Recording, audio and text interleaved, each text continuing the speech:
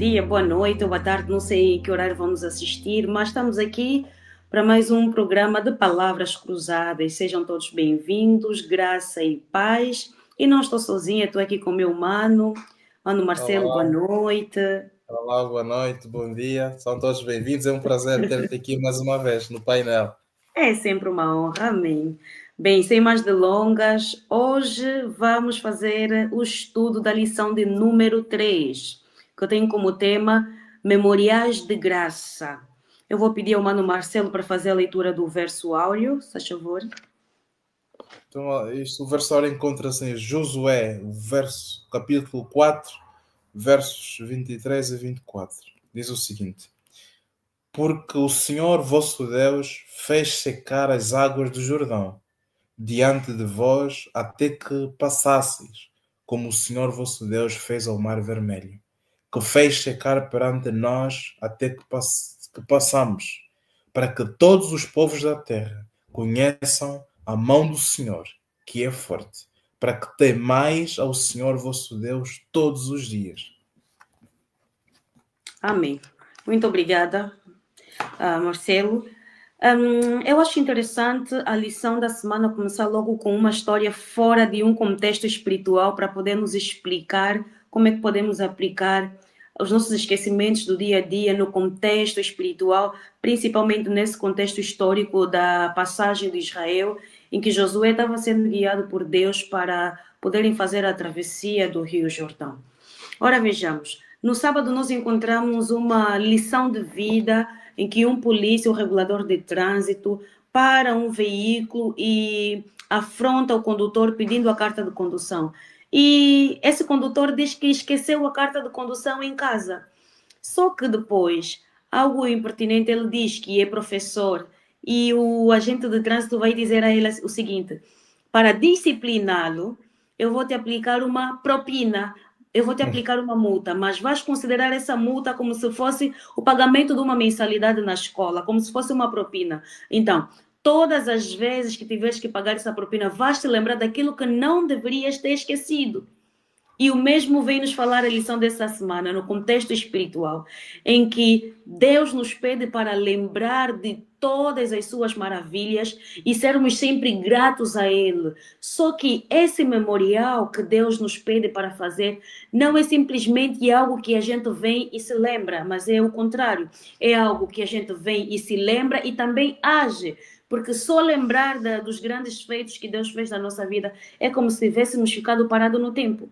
Mas não é isso que Deus queria que o povo de Israel fizesse, porque era uma memória transitória, no sentido de que qualquer geração que viesse a seguir pudesse lembrar das graças de Deus para com o povo de Israel e que não ficasse no esquecimento. E lembrando desse memorial, o que poderia acontecer é que o povo poderia se manter fiel, obediente e poderiam fortalecer a sua fé por causa dos testemunhos que passaram. Mas se olharmos, é que muitas das vezes, Marcelo, nós somos negligentes no nosso dia a dia, com as nossas coisas normais. E eu fiquei a me perguntar, se com a nossa rotina do dia a dia acabamos sendo negligentes e isso gera certas consequências por não prestarmos atenção a isso, imagina quanto a questão espiritual deve ser mais perigoso do que a questão social. Porque na questão espiritual, eu penso assim, todas as vezes que nós vacilamos em não organizar a nossa vida espiritual, toda a nossa área fica afetada, diferente da questão social. Se eu vacilar em alguma situação social, com a força do Espírito Santo ou com a força de Deus, eu consigo me erguer e usar da minha fé e permitir que as coisas mudem de rumo. Nesse contexto, como é que podemos nos precaver com relação a essas memórias, com relação a esses lembretes que foi dado ao povo de Israel e que para nós também deve servir de lição? Pois, é exatamente isso, né? Falas e falas muito bem, porque quando a questão é o assunto, é a questão espiritual, passo a repetição, o assunto aqui é um bocadinho mais sério, né? Porque estamos a lidar com o nosso destino eterno, né? E o autor aqui enfatiza isso e tem aqui um trecho que é fundamental. Diz o seguinte: esquecer as nossas necessidades espirituais terá consequências mais graves do que simplesmente receber uma multa. Especialmente porque estamos a lidar com o que é literalmente o nosso destino eterno. Ou seja, trazendo isso um bocadinho para a ciência, a neurociência diz que, os cientistas dizem que quando aprendemos algo novo, o nosso cérebro cria novas conexões. E essas conexões, com o tempo, quando não são usadas, o conteúdo aprendido, quando não é usado, tende a desaparecer. As conexões tendem a enfraquecer-se. Portanto, lá está a necessidade de tempo em tempo voltarmos para aquilo que aprendermos, para voltar a fortalecer essas conexões que foram criadas. E a nossa tendência humana é nos esquecermos. Podemos, no lindo sábado, ouvirmos um grande sermão, despertar em nós grandes motivações, mas se nós não meditarmos nisso, daqui a 2, 3 semanas, o que ouvimos perdeu todo o sentido. Já lá se foi. Por isso, lá está a necessidade de diariamente, a palavra de Deus não diz ler, meditar. Meditar é um exercício mental que fazemos, agarramos um texto, estamos a repetir, estamos a buscar, estamos a tentar extrair do texto uma lição espiritual. Com isso estamos a fortalecer as novas conexões neurais. E falando de lembrar-se, e o verso áureo é tremendo, né? A vontade de Deus é que ao olharmos para o passado, para a experiência dos outros, essas experiências possam nos dar esperança para vivermos hoje, força para o dia de hoje e esperança para o futuro. Exatamente. Exatamente isso. E sem mais delongas, eu vou fazer a leitura sobre a passagem do Jordão, que é um momento histórico muito importante, não só para a geração que passou, mas também para a nossa geração, para entendermos o que é que o povo tinha que fazer antes de passar o Jordão.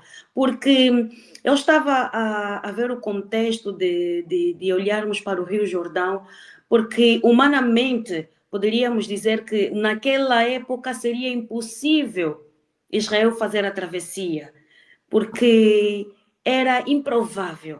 Mas nós sabemos que o nosso anormal é o normal de Deus. O sobrenatural para nós é o natural de Deus, porque Deus consegue fazer todas as coisas. O que para nós é impossível, para Deus é possível. Então, eles obedecendo e seguindo as regras de Deus poderiam conquistar qualquer coisa, poderiam alcançar qualquer coisa. E nós vamos constatar aqui o que é que Deus pediu para que o povo de Israel fizesse, porque só assim eles conseguiriam fazer a travessia do Jordão. Eu não sei se, Marcelo, lembras-te do que aconteceu com o povo de Israel na altura da liderança de Moisés, quando eles tentaram conquistar Canaã sem autorização de Deus e todos foram mortos por isso, porque desleixaram, negligenciaram, em vez de colocarem Deus à frente, não. Colocaram as suas vontades, as suas necessidades e o imediatismo. Isso só me faz pensar que qualquer travessia que tivemos que fazer na vida deve ser de acordo com os planos de Deus, segundo os seus preceitos e a sua boa vontade. Vamos ver o que é que nos diz o livro de Josué, capítulo 3, versículo 1 a 5. Levantou-se, pois, Josué de madrugada e partiram de Sitim e vieram até o Jordão, ele e todos os filhos de Israel, e pousaram ali antes que passassem. E sucedeu a fim de 3 dias que os príncipes passaram pelo meio do arraial. E ordenaram ao povo, dizendo: quando virdes a arca do concerto do Senhor vosso Deus, e que os sacerdotes levitas a levam a partir de vós, também do vosso lugar, e seguia. Haja, contudo, distância entre vós e ela, como da medida de 2.000 côvados, e não vos chegueis a ela, para que saibais o caminho pelo qual haveis de ir, porquanto por este caminho nunca passaste antes. Disse Josué também ao povo: santificai-vos, porque amanhã fará o Senhor maravilhas no meio de vós. Essa palavra é o centro de toda a travessia do povo de Israel. Santificai-o. Seria o início de uma jornada em que o povo de Israel precisava, primeiramente, obedecer às instruções de Deus, em que a arca tinha que estar à frente e o povo tinha que estar atrás. Nunca inversão, nunca se coloca os bois em frente da carroça. E pelo contrário, a Arca da Aliança tinha que passar em frente, desculpa, é o contrário. A Arca da Aliança tinha que passar em frente para que o povo tivesse a orientação divina de onde estão a passar. E antes mesmo de eles passarem por essa jornada, eles tinham que santificar. O processo de santificação seria em dar o seu coração a Deus, para que eles pudessem ter um novo coração e pudessem ter uma nova vida. E eu acho, Marcelo, que esse é o momento mais difícil na vida cristã. Quando nos submetemos aos planos de Deus e Ele nos pede, santifica, para que as coisas que Ele tem para nós sejam entregues, a parte difícil é renunciarmos o velho homem para que esses planos de Deus se cumpram, porque nós queremos tanto receber as bênçãos de Deus, mas não queremos, de certa forma, estar disponível para que isso aconteça. Mas vamos ver uma realidade em que, por que Deus pediu para Israel se preparar? Por que será? Sabemos que no Israel, feliz ou infelizmente, digamos, herdou durante estes 400 anos, permitiu que a cultura egípcia se enraizasse, né? Permitiu que os costumes pagãos entrassem no meio deles. Vemos que o povo constantemente estava a ser tentado a voltar àqueles costumes. Quando tivessem um apertozinho, queriam voltar. Vimos a história do bezerro de ouro. Vimos que eles queriam substituir o líder porque o que tinham aprendido com os egípcios estava enraizado no meio deles. E Deus, como lá tu disseste, entre a primeira chamada de Abraão até essa segunda geração, né, até a tomada de Canaã, como vimos, passaram-se 400 anos. Mas antes que eles entrassem, Deus queria ensiná-los mais uma lição. Para que isso servisse de memorial, que é o tema da nossa lição. E já vamos ver à frente o que é que essa travessia significou. Mas Deus quis mais uma vez que eles desposassem dos velhos costumes, que se santificassem. E que antes de herdarem Canaã, para que os costumes que eles encontrarem lá não os corrompessem, que aprendessem essa lição.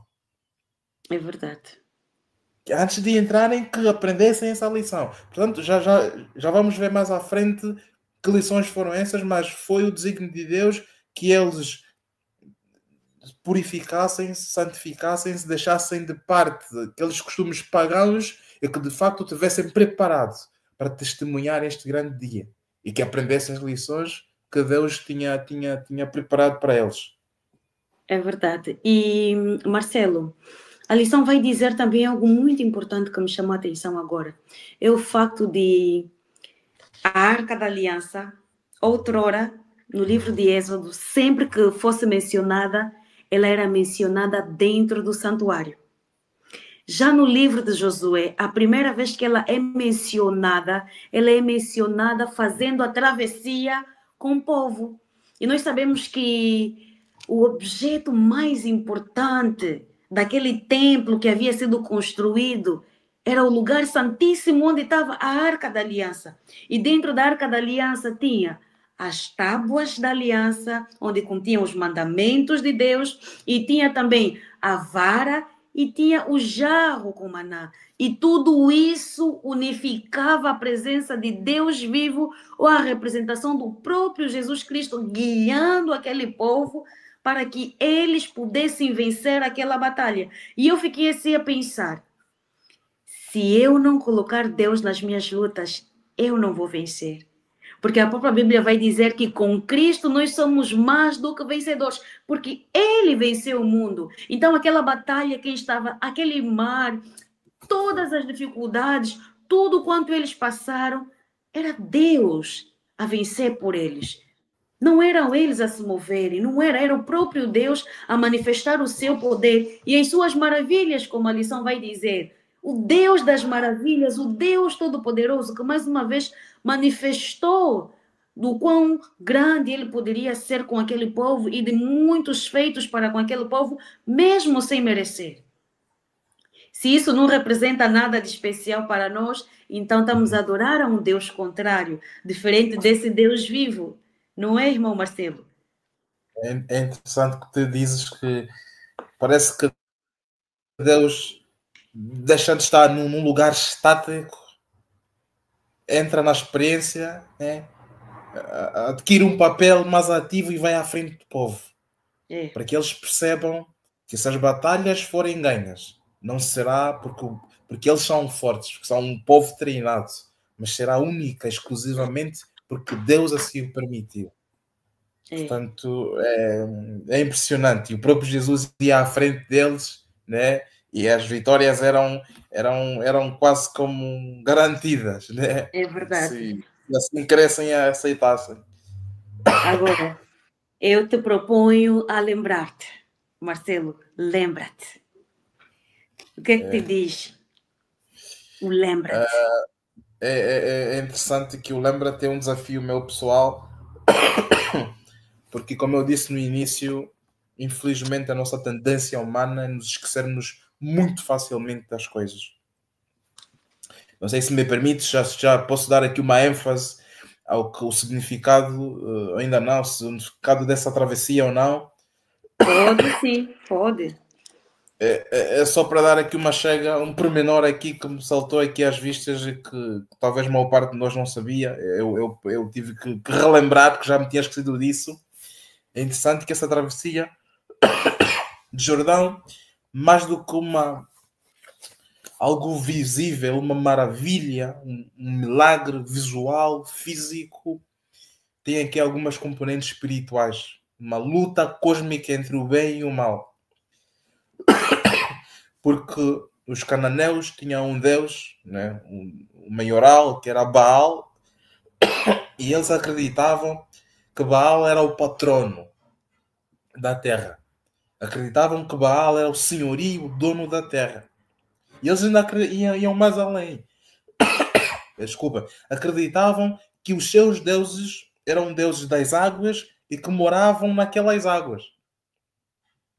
E quando Deus, o povo, vai passar pelo Mar Vermelho, vai aqui dar algumas lições. Que esse nosso Deus é poderosíssimo, foi capaz de aniquilar, de derrotar estes deuses que não foram capazes de impedir que o milagre acontecesse. Né? Vai mostrar aqui que o nosso Deus é o Deus dos deuses e que foi capaz de derrotar estes deuses. Desculpa. Tranquilo, mano. Depois vai mostrar também, né? Vai enfatizar aqui que Deus, ao vencer as forças do mal, tinha superioridade sobre os poderes das trevas. E hoje já podemos aplicar na nossa vida espiritual. Às vezes temos a tendência, é uma tendência nossa humana de pensarmos que o inimigo às vezes parece que é mais poderoso que o nosso Deus, mas não. Às vezes tememos tanto as forças do mal e nos esquecemos que o nosso Deus tem poder tem domínio sobre as forças do mal. E essa travessia mais uma vez mostrou que Deus derrotou os deuses que eram deuses daquelas águas. É verdade. Só mais aqui um trecho, uma frase interessante de Deus que diz que essas exibições públicas tinham como objetivo ser não só demonstrações de força divina, mas também oportunidades evangelísticas. Né? Para que os outros povos, ao ouvirem que esses deuses foram derrotados pelo Deus poderoso dos israelitas, pudessem crer neste Deus.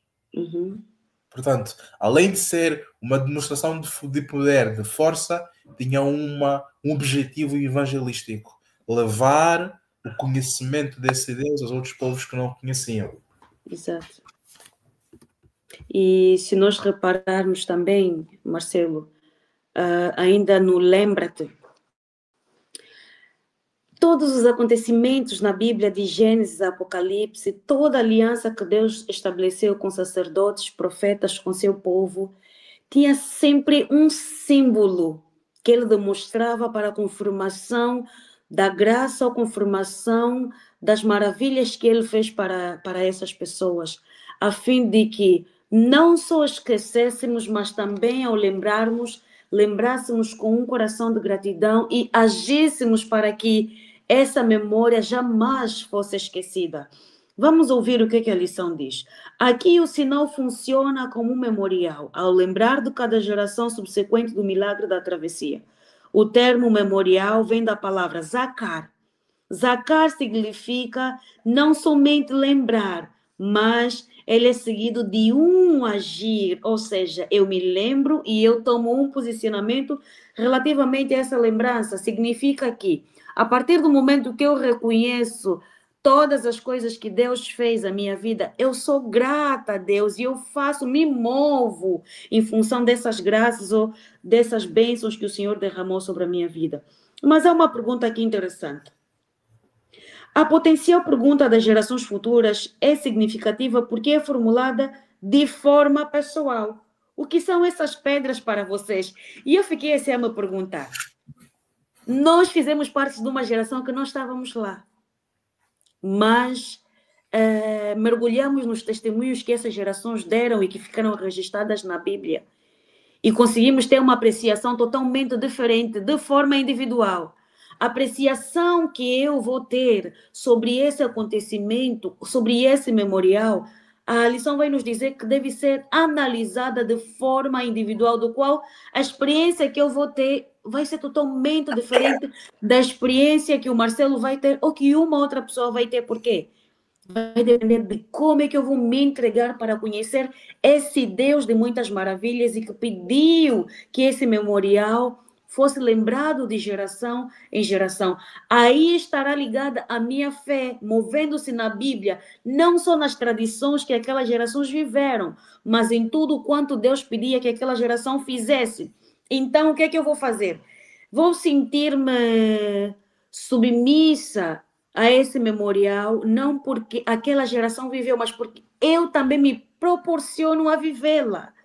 É que muita gente pensa que toda a trajetória de Israel ficou parada no tempo, enquanto que nós somos a continuidade das gerações que passaram, em que Deus nos pede para mergulharmos nas mesmas experiências que eles tiveram com Ele, apesar de serem circunstâncias totalmente diferentes. O que Deus nos pede é: vocês precisam conhecer o Deus que eles conheceram e passar pelas experiências que eles também passaram.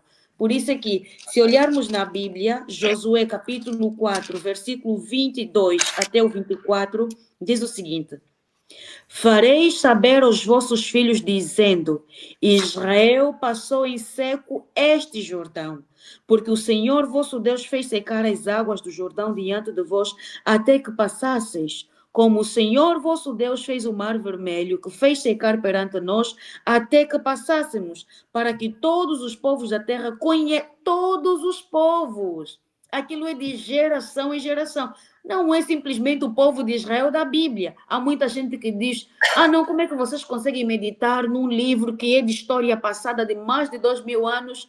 E, entanto, como é que vocês conseguem experimentar e acreditar que realmente tudo isso que aconteceu é real? Aí nós somos movidos pela fé e pela obediência, acreditando que, apesar de não ter estado lá, ainda assim esse mesmo Deus continua fiel a cada um de nós se permanecermos nele. Não é isso, irmão Marcelo? Certo. E esta fé que dizes, até a lição nos desafia a experimentarmos de dia a dia esta fé, a exercitarmos esta fé. Aqui o autor diz que a dinâmica da memória não só abraça o passado, mas também nos permite vivermos o presente com gratidão e olharmos para o futuro com esperança. Ou seja, meditarmos nesses feitos milagrosos de Deus. Isto dá-nos força hoje. Dá-nos força para acreditarmos que o mesmo Deus que esteve com os israelitas é o mesmo Deus que está comigo hoje. Independentemente da situação que esteja a passar, das circunstâncias em que me encontro, é o mesmo Deus hoje. E Jesus, depois de tanto tempo, vem enfatizar que a fé é a chave para tudo. Yeah. chave para tudo. E estamos não sei, a milímetros de abrirmos o céu. Portanto, este grão de mostarda deve ter o tamanho, não sei, né? Mas estamos a milímetros, né, de abrirmos este céu infinito de bênçãos. Portanto, estas histórias, essas experiências no passado, mais uma vez nos trarão força para hoje e esperança para amanhã. Amém. E eu fiquei assim a pensar, Marcelo, lembra-te que Deus tanto nos pede que tenhamos, jamais nos seria dito se nós não pudéssemos esquecer. Se Deus nos pede para lembrar, é porque somos suscetíveis a esquecer. Então, isso deveria ser um alerta para a nossa caminhada espiritual e uma perigosidade. Por quê? Porque todo esquecimento gera graves consequências no mundo espiritual. Infelizmente, o que aconteceu na lição passada, quando nós vimos que Josué esqueceu-se de consultar a Deus sobre a vontade dele relativamente aos gibeonitas, nós vimos o que aconteceu depois. Mesmo sem eles quiserem que eles estivessem lá contra a vontade deles, por causa do juramento e da aliança que eles fizeram com os gibeonitas, obrigatoriamente eles tinham que honrar esse juramento para que Deus não se irasse contra eles. E assim sucedeu. E eu fiquei assim a pensar, epá, o esquecimento que aconteceu com o povo de Israel é algo que ainda acontece nos dias de hoje, porque se nós olharmos, Israel parece que tinha queda por esquecer das bênçãos que Deus derramava sobre a vida deles. Desde o Egito até o Mar Vermelho, até o deserto, Israel se esqueceu de muita coisa que Deus fez na vida deles. A travessia do Mar Vermelho, idem, mesma coisa. Israel se esqueceu. Então, o lembre-te é uma alerta, é uma frase tão curta, mas que deveria gerar em nós uma alerta vermelha todos os dias, no sentido de que eu não posso estar longe disso. Eu não posso me desviar disso, porque senão a minha vida estará comprometida, a minha vida futura estará comprometida. Eu não conseguirei ganhar o reino dos céus. E eu fiquei assim a pensar, sabe, a travessia do Jordão não estava limitado na travessia, porque as bênçãos que Deus tinha para com aquele povo era para além do Jordão, era para além das expectativas humanas. Deus tinha grandes coisas para entregar para aquele povo, e fazer a travessia do Jordão era o início das maravilhas que Deus derramou na vida daquele povo. Era o início de uma nova jornada para aquele povo. Era o início de bênçãos que foram imerecidas. Eu digo imerecidas porque mesmo Deus a pedir ao povo de Israel desde o Egito, no lembre-se, aquele povo sempre se esqueceu de Deus em algum momento da sua caminhada. Mas eu fiquei a pensar que Deus não se esquece das suas promessas. E Ele não depende em circunstância alguma da nossa posição para fazê-las cumprir. Ele quer sempre cumprir os seus planos. Não importa, se não for com a Joana, será com outra pessoa. Não foi com Moisés, foi com Josué. Deus vai sempre levantar alguém para fazer cumprir os seus planos. É do tipo, ainda que tenha um grupo de pessoas que não acreditam que Jesus Cristo virá por aqueles que acreditam nele. Porque a profecia vai sempre se cumprir.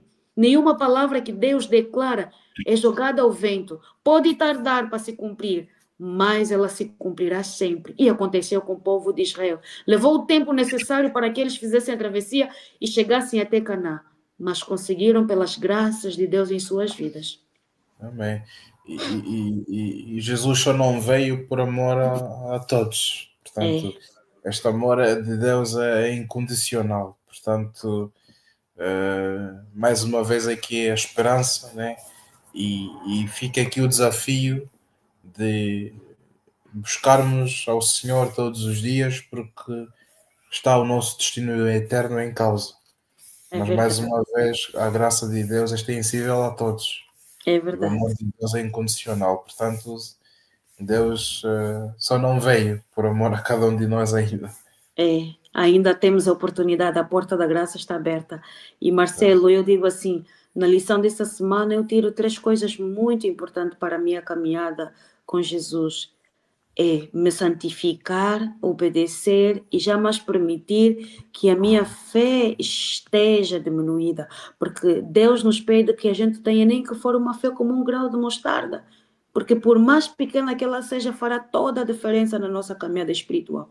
E não sermos negligentes com os planos de Deus, deixar que Ele passe na frente e nós sejamos guiados por Ele para que tudo possa se cumprir em nossas vidas.